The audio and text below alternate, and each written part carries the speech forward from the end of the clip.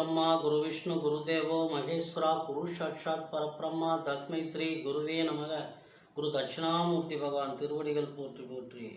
ஓம் ஆதித்யாய சோமாய மங்களாய புதாய குரு சுக்கிர சனிப்பேச்ச ராகவே கேதவே நமக। ஓம் முருகா சரவண பவ குகாய நமக। உலகெங்கும் வாழும் என் இனிய சகோதர சகோதரிகளே அனைவருக்கும் வணக்கம்। நம்ம சேனலை நிறைய பேர் சப்ஸ்கிரைப் பண்ணியிருக்கிறீங்க, நிறைய பேர் பார்த்துட்ருக்கிறீங்க, நிறைய பேர் லைக் கொடுத்துருக்குறீங்க, அனைவருக்கும் நன்றி।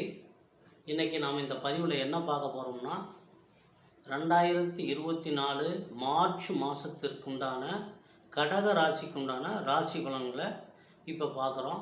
இந்த ராசி பலன்களை நம்ம என்ன பார்க்குறோன்னா, முதல்ல கிரக பெயர்ச்சி, கிரகங்கள் கோச்சாரத்தில் டிரான்சிட்டில் கிரகங்கள் எங்கெங்கே மாறி இருக்குது அப்படிங்கிறதும், அதனால் என்ன பலன்கள் கிடைக்கும் அப்படிங்கிறதையும், ஒவ்வொரு நட்சத்திரத்திற்கும் உண்டான சுப நாட்கள் அசுப நாட்கள், ஏன்னா நம்ம செய்கிற காரியம் எப்பயுமே ஒரு வேலையை தொட்டோம் அப்படின்னா அது சக்ஸஸாக முடியணும், அப்போ தான் அது வெற்றி அடையும்। அதனால் அது மாதிரி நாட்கள் சுப நாட்கள் தனியாக கொடுத்துருக்குறோம், அசுப நாட்கள் நீங்கள் தவிர்க்க வேண்டிய நாட்களை தான் அசுப நாட்கள் கொடுத்துருக்குறோம்। அடுத்தது யோக நாட்கள், உங்களுக்கு அதிர்ஷ்டத்தை அள்ளி தரக்கூடிய யோக நாட்கள் இருக்குது। அதுக்கு அடுத்தது எந்த தெய்வம், நட்சத்திரத்திற்கு உண்டான தெய்வம் நீங்கள் வைத்திருக்கு வழங்க வேண்டிய படம், இப்படி 4 பார்ட்டாக இதில் கொடுத்துருக்குறோம் பாருங்கள்।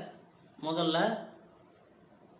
கிரக பயிற்சிக்குள்ளே போகலாம்। கோச்சாரத்தில் கிரகங்களுடைய நிலையை முதல்ல பார்க்கலாம்।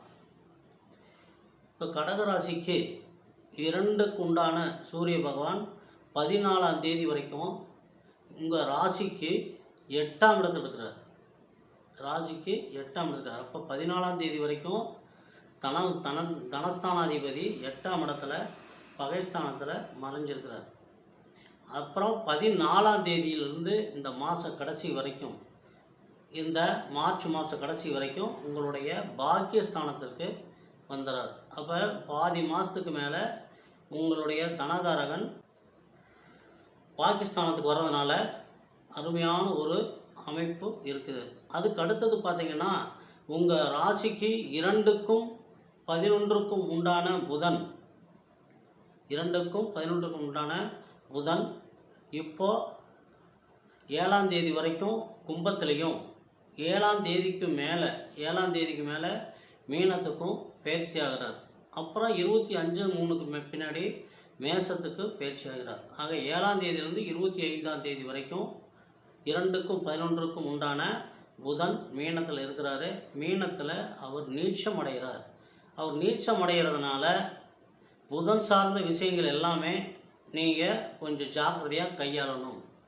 ஏன்னா புதன் காலி நிலம், டாக்குமெண்ட்டு, காலபுருஷனுக்கு 6ஆம் இடம், அதனால் நீங்கள் காலி நிலத்தை விற்கிறது வாங்கிறது, வங்கி வேலையில் இருக்கிறது, டாக்குமெண்ட்டில் கையெழுத்து போடுறது, இதெல்லாம் ரொம்ப யோசித்து போடணும்। ஏன்னா உங்களுடைய ராசிக்கு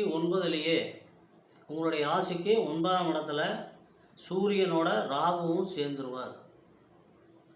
அதனால் நீங்கள் ரொம்ப ரொம்ப கேர்ஃபுல்லாக இருக்கணும்। இப்போ இந்த மாதம் பின்னாடி 15 நாள், முன்னாடி 15 நாளில் உங்கள் ராசிக்கு 8ல் சூரியன் இருக்கிறார்। 8ல் இருக்கிற சூரியனால் என்ன பிரச்சனை வரப்போகுதுன்னா, 8ஆம் இடத்துல இருக்கிற சூரியன், அங்கே இருக்கிற சனி, சூரியனோட சனி இணைந்து இருக்கிறதுனால தந்தை மகன் உறவும்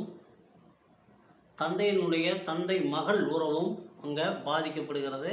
அடுத்து 8ஆம் அதிபதி உங்களுடைய ராசிக்கு 5ஆம் இடத்தை, சனி பகவான் 5ஆம் இடத்தை பார்வையிடுவது 8/5 அப்படிங்கிறது குழந்தைகளால் உங்களுக்கு பிரச்சனைகள் வருவதற்கு வாய்ப்பு இருக்கிறது। கோர்ட்டு கேஸ், வம்பு வழக்கு இதெல்லாம் கூட குழந்தைகளால் வரலாம்। குழந்தைங்க விஷயத்தில் நீங்கள் ரொம்ப ஜாக்கிரதையாக இருந்துக்கணும்। அதுக்கடுத்து உங்கள் ராசிக்கு 4க்கும் 11க்கும் உண்டான 4-11க்கு உண்டான சுக்கிர பகவான் 7ஆம் தேதி மகரத்தில் இருந்து கும்பத்துக்கு வர்றார்। கும்பம் உங்களுடைய ராசிக்கு 8வது வீடு। அதே மாதிரி சுக்கிர பகவானும் 4க்கு உண்டான சுகஸ்தானாதிபதியும் 7ஆம் இடத்துல உங்களுக்கு 8ஆம் இடத்துல மறைகிறார்।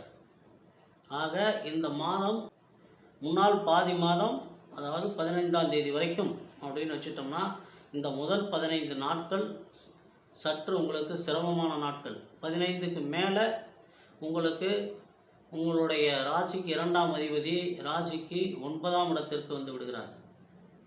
9ஆம் இடத்துக்கு வந்துடுறாரு. அதே மாதிரி உங்களோட ராசிக்கு சுகஸ்தானாதிபதியும் 9ஆம் இடத்துக்கு வர்றார். அப்போ இந்த மாத இறுதியில் தான் உங்களுக்கு நல்ல அற்புதமான ஒரு நல்ல பலன்கள்லாம் நடக்கிறதுக்கு வாய்ப்பு இருக்குது. உங்களுடைய ராசிக்கு 6க்கு உண்டான 6க்கும் 9க்கும் உண்டான குரு பகவான் உங்களுடைய ராசிக்கு 10ஆம் இடத்திலே இருந்து ராசிக்கு 2ஆம் இடத்தையும் ராசிக்கு 4ஆம் இடத்தையும் 6ஆம் இடத்தையும் பார்வையிடுவதால் 2, 4, 6 ஆகிய ஸ்தானங்களை பார்வையிட்டதுனால உங்களுக்கு வண்டி வாகன யோகம், குடும்பத்தில் பிரச்சனைகள் இருக்காது. வண்டி வாகனங்கள் வாங்குறதுலாம் ஒரு பிரச்சனைகளும் இருக்காது.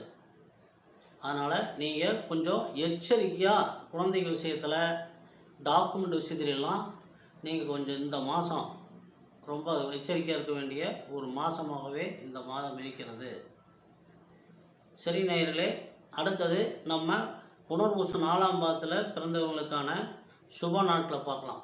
மார்ச் 1, 3, 5, 7, 11, 13, 17, 20, 22, 27, 28, 30.